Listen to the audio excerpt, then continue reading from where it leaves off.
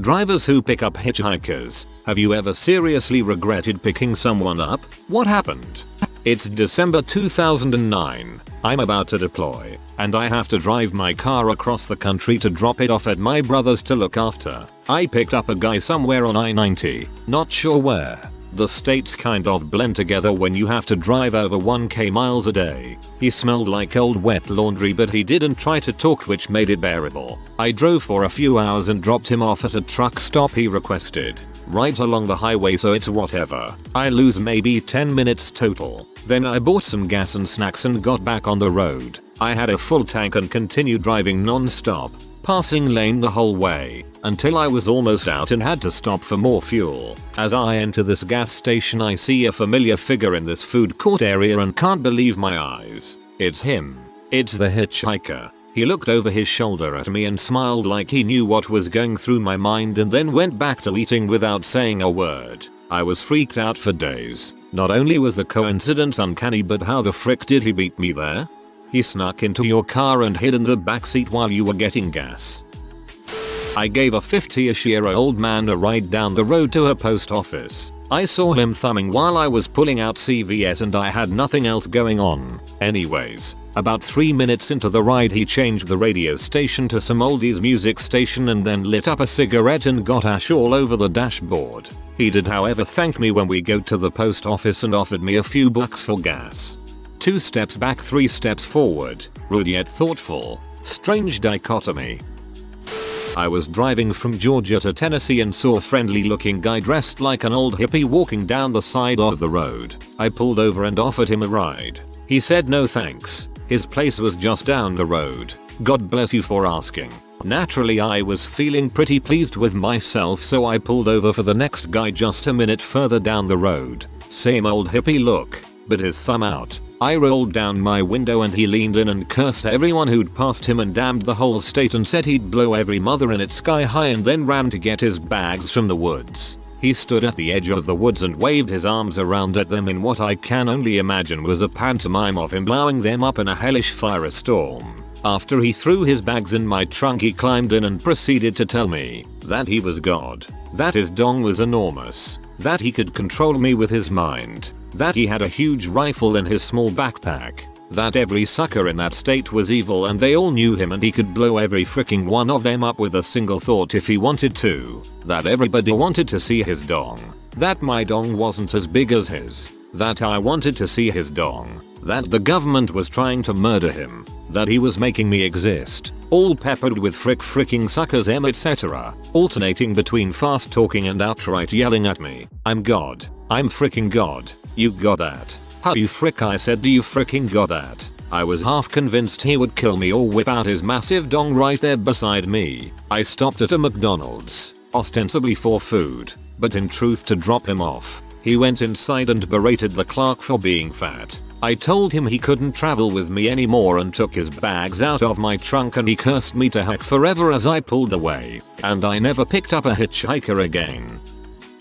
One time I picked up a guy who looked much rougher up close than I expected, but I gave him a ride anyway. A few miles down the road, he turned to me and said, "Hey, this worked out okay. I needed a ride, and you needed someone who wasn't going to murder you." And that's the story of the last time I picked up a hitchhiker. What's funny is that hitchhikers are probably just as much, if not more, at risk of having something regrettable happen to them. I've been picked up by some crazies.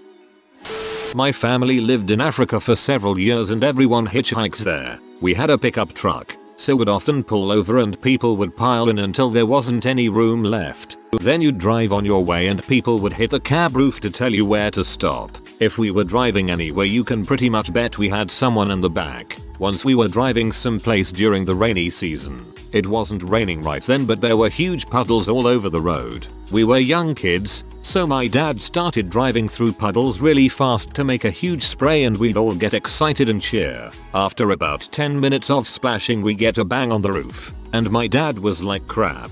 We had someone in the back he'd completely forgotten. Poor guy was drenched. Had to apologize profusely. Man, I have such a perfect picture in my head of this. Picked up a couple who were hiking the Appalachian Trail and headed into town. I was not prepared for how bad they smelled. They were super nice though. That's the only time I ever hitched, doing the trail. And yeah, we have no idea what we smell like because you and the funk are one at that point. About 10 years ago, I was hitchhiking from one town to the next and got picked up by an older gentleman. Everything was going fine and we were having a normal conversation when suddenly he says, "Put your head out the window." Now, I looked at him in disbelief as he was rolling it down for me from his door electric. Obviously, he said, "I'm serious." Now, so I did what he asked and put my face about halfway out. Suddenly, I was greeted by the nastiest fart smell I'd ever witnessed in my life from the inside of the car. It turns out he'd vented his colostomy bag while we were driving because it was inflated. I wasn't aware that happened, but we continued on the drive and continued our conversation as if nothing had happened, and he dropped me off. Nice guy either way, and thanks for looking out for me. Anonymous elderly ride giver. I'm dying. I am trying to imagine his tone as he gave you the instruction. Always wanted to. Did once after my brother's bachelor party in the middle of nowhere, North Pennsylvania. The guy seemed fairly normal, was on his way home from work, kept bragging about his awesome weed he had, even showed me, let me touch it and smell it. Bastard never offered. My brother and I picked up two guys years ago. 15-minute ride to town. My brother rolls up a big Cheech and Chong joint and proceeds to get them blasted. Ask them where they want off. They say court offices as they are going to see their probation officer. We just laughed and said good luck with that. Don't see many hitchhikers around here anymore. Southern Ontario. And the ones I do see are crack W, so like a big nope. Ah yes, the good old crack W who'll do anything. Literally anything. Not a hitchhiker but a guy from work. I offered him a lift down the road and he got in my car and put his feet on the dash. Sucker, you should have bumped into another car and set off the airbags just to teach him a lesson. We got picked up whilst hitchhiking and the guy had about 20 cat skulls sitting along his dashboard. They were his cats, his family's cats and roadkill cats. It was pretty weird, but he was so lovely and we made it to our destination. Bubbles' darkest timeline.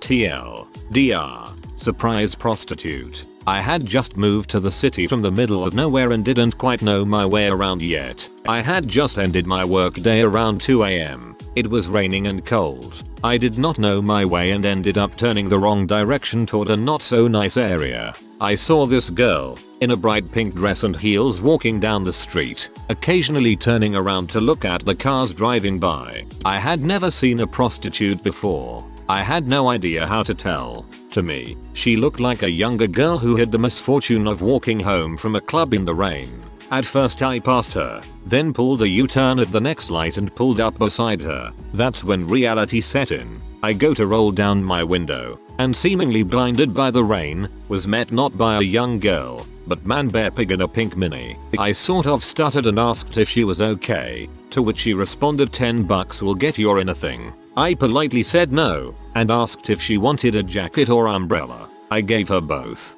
told her to stay safe and sped away. I haven't tried to pick up people in the city since. You're a good egg. I regretted picking someone up once. I've picked up a few hitchhikers before, usually without any sort of issues, and most of them were actually quite pleasant. I don't have any stories of me being murdered or kidnapped or raped or anything dramatic or exciting like that with hitchhikers, but one time this drunk guy vomited, pee and bled all over my back seat. That was a weird day. Picked up a homeless guy once. Well, I was having a bad day and tried to give him a bottle of water. He just unlocked my door and got in. I was ready for an adventure, so I embraced it. I was like, "So where we going?" He gave me some directions. During the drive, he saw me kinda fidgeting a bit. He said, "Are you afraid?" The reason I was fidgeting was to grab the gun under my seat, so I pulled out and said, "No." "Are you?" Then we proceeded to the address. He asked me if I had ever smoked crack. I told him no. He said it was great. Got to the address. Whomever didn't answer when he called, so he tried to get me to take him to another address to buy crack. I was like, "No, man, sorry. I can only do one free crack cruise." Then he got mad at me, lol. That was it. Quite an interesting time. Granddad used to pick up hitchhikers all the time. He was a traveling salesman selling matey bubble bath to shops. One he picked up gave him the creeps. Stopped off at a police station and asked the officers to give him a chat. Turned out to have escaped custody that night. Nan didn't let him pick anyone else up after that. It all turned out okay, but when I was 16 or 17, I'm a guy, if it matters to this story, my friend and I were coming home one afternoon, and a couple of slightly older, mid-20s let's say, dudes were thumbing a ride right across the street from a smallish private university near our home. I decided to give them a lift, even though it would only be about a mile or two until we would be at our destination. We ask them where they are going, and they tell us they, true story I swear, snuck out of the mental facility, Our Lady of Peace, and were going up to the liquor store for some beer. At first, we were kind of freaked out, and hoped we weren't about to become a statistic. Then we got the great idea to ask these guys to buy us a 6-pack too, which they did. After the transaction was made, we offered to drive them back, but they said they had other plans, so off we went with some cold ones for our trouble. I sure hope those, if it means anything, they could have just been drug addicts. I was a mental health worker at a mental hospital and they had a detox unit. Most of those PPL were pretty normal for the most part, besides being irritable. When I lived in Steamboat back in the 80s, I'd hitch or drive down to Boulder for the weekend once or twice a month for a couple years to go see my now wife of 24 years. I had a lifted Jeep CJ5 with no top or doors, which is why I'd hitch during the winter. One full day I picked up a guy outside of town because he was standing where I'd always stand. Anyway, he looked like your typical Jesus hippie from 69.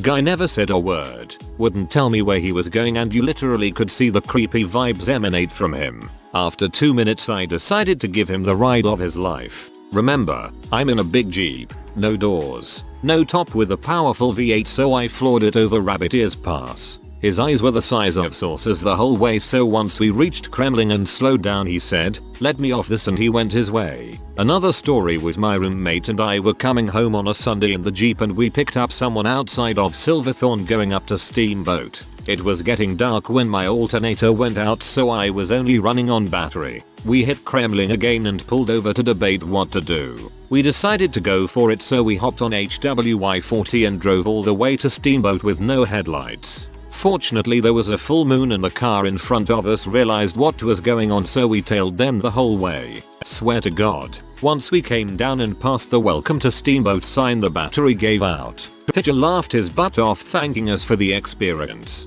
Good times.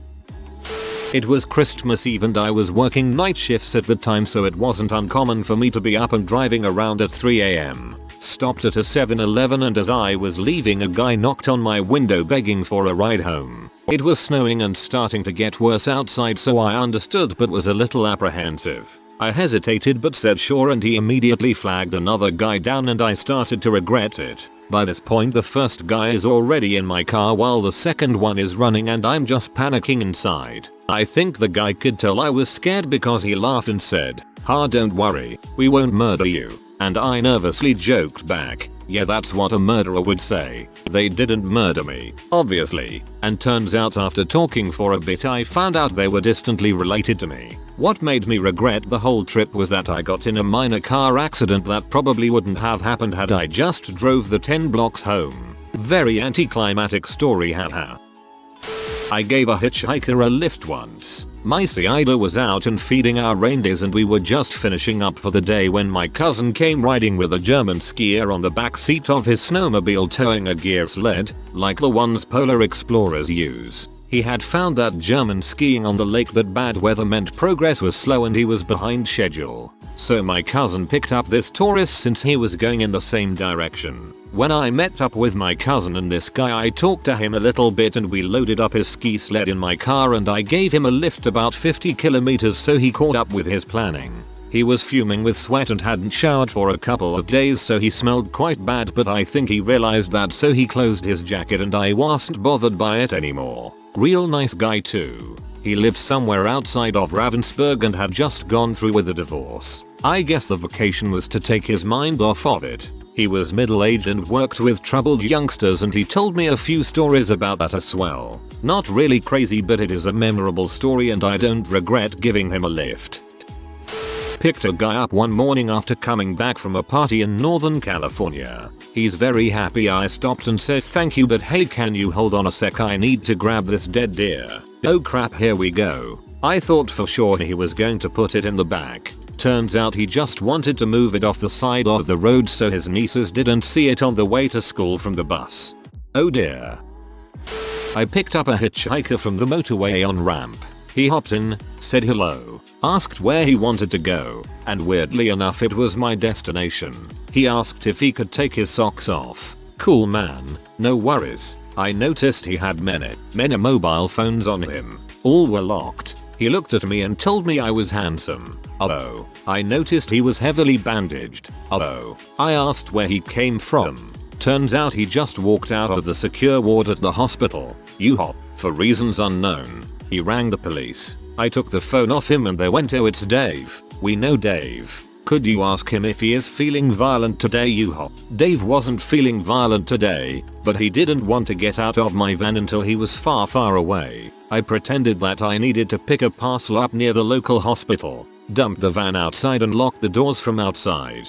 Trade van. Secure locks. Dave chilled in the van, twiddling the knobs. I waved at him from outside. Dave didn't pay much attention, and that's why an ambulance and the police were bribing a schizophrenic escapee from a secure mental ward out of my van. Cheers, Dave. I hitchhiked from Northern California to Seattle once when I was 18. I didn't regret any of it. Some middle-aged woman picked me up in a Ferrari and drove me all the way from Medford to Salem and paid to get me a nice hotel room for the night, then additionally gave me an extra $200 to help me on my way back home. And I didn't even have to prostitute myself to her. She was just that cool. I was feeling nauseous because I had a stomach bug. So I went to a nearby gas station late at night when I knew not a whole lot of people would be there, so I could get some ginger ale and Gatorade. Some random guy just gets in my car with me and asks me to take him home, and I was feeling so ill I just didn't feel like protesting. So I took him home. On the way out, he opens up my center console and steals a watch and a pair of sunglasses that I kept in there. I didn't notice until I got home. Hopefully he got your stomach bug. Yes. Preface. I was a 18-year-old female college student at the time. Once a homeless man in his 40s who looked a little like my dad asked me for some money and I said no without even checking and drove away. I felt so guilty for not checking that I flipped a U and gave the guy some change. He was so grateful that I'd turn around just to give him a couple bucks, but then asked for a ride to a plasma donation center so he could get some money, so I reluctantly agreed but maintained cheerful. He was being creepy and hitting on me and being totally inappropriate, but nothing super terrible or physical. Kept his hands to himself. Then he told me a really sad story that he let an addict teenager live with him because the kid had nowhere else to go, and basically sucked him dry to the point where they got evicted and now this dude's homeless. Well, we finally get to the plasma center, and he asks me for my number. I said no, but he wouldn't get out of the car unless I gave it to him. Getting a little nervous, I decided it wouldn't hurt because if it became inappropriate I could just block him. Over the course of a month I'd get so many calls with the saddest voicemails that made me want to cry every single time.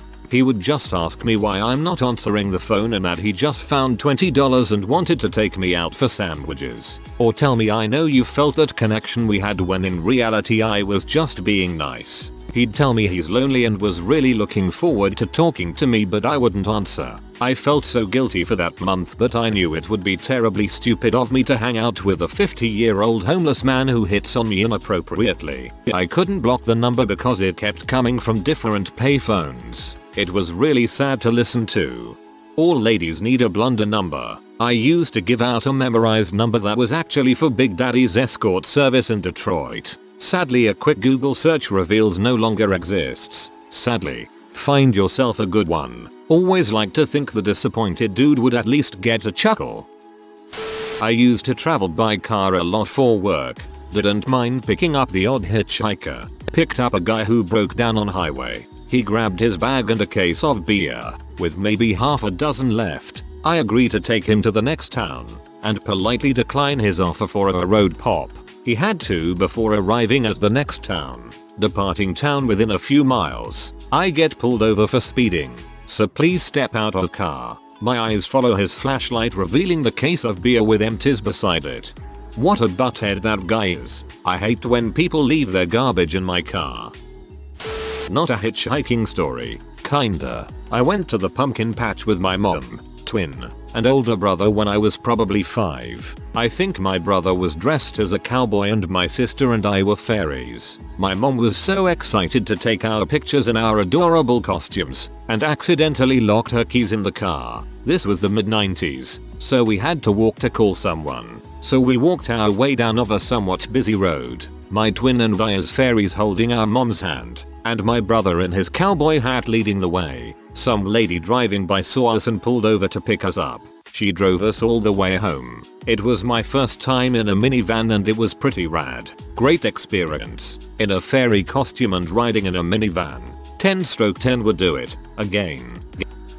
Yes, my regret took months to get over. Was driving home and saw someone I had dated long ago walking the street on a 115-degree day. I know he had made many bad decisions and gotten involved with drugs and eventually discharged from army. I pulled over and asked where he was going and he said the DMV, which was about 8 miles away and only a few blocks out of my way. He got in and by the smell he hasn't showered or washed his clothing in months. It being 115 outside I couldn't open windows so I beelined it to the DMV. He left and I immediately ran into a Walgreens to get Febreze. Nothing got the smell out. I rented an upholstery cleaner and still the smell remained. After 2 more attempts I had to take the seat out and have it steam cleaned by a company that specializes in restorations from murder scenes and accidents. That nice gesture ended up costing over $400. The smell was of death and bow. My husband refuses to ride in car before it was cleaned.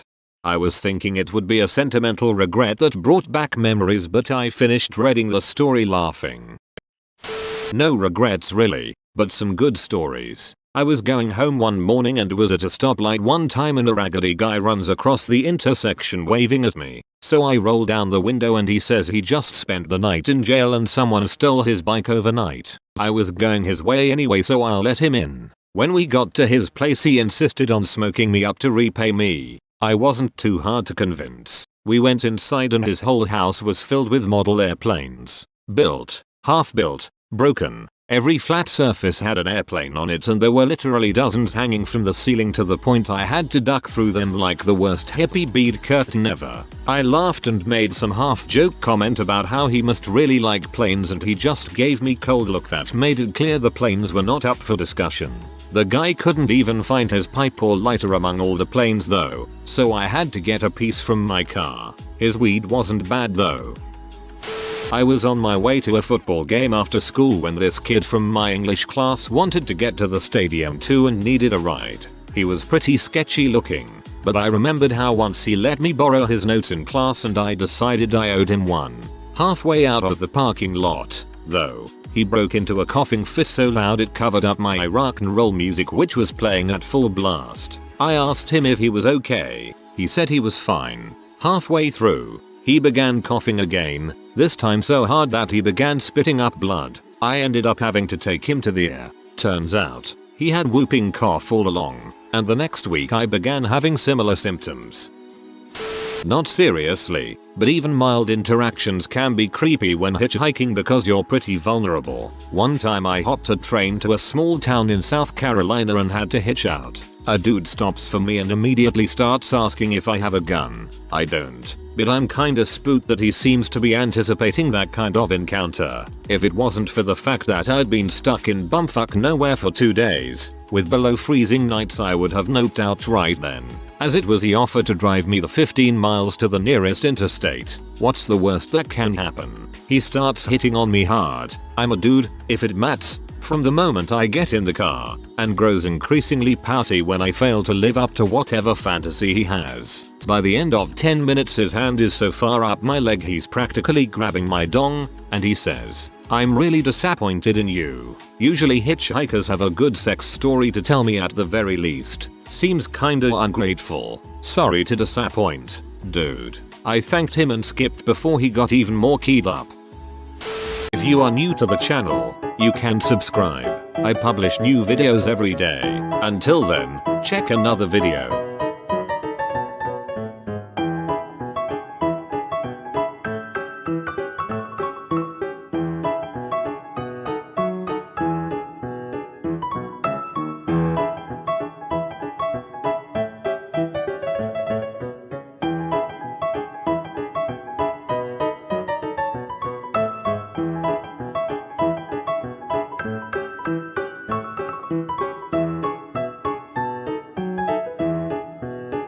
Bye for now.